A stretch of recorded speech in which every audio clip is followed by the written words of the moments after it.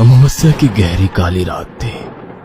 शहर से दूर चारों ओर से घनी झाड़ियों से घिरा हुआ एक कब्रिस्तान जंगली जानवरों की आवाज से और भी भयावह लग रहा था। कब्रिस्तान के अंदर कुछ गर्भवती महिलाएं सफेद कपड़े पहने हुए दिखाई दे रही हैं।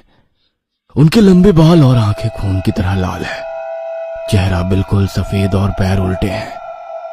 अचानक एक स्त्री जो खून से लथपथ है एक छोटी सी बच्ची को गोद में लेकर जोर जोर से रोने लगती है। वो अपनी बच्ची को एकटक देखने लगती है।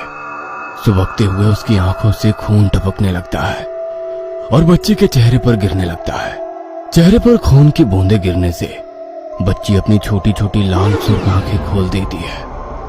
उसकी मां सिसकते हुए उसके लिए गाना गाने लगती है। मेरी बिटिया रानी बने, महलों का राजा मिले,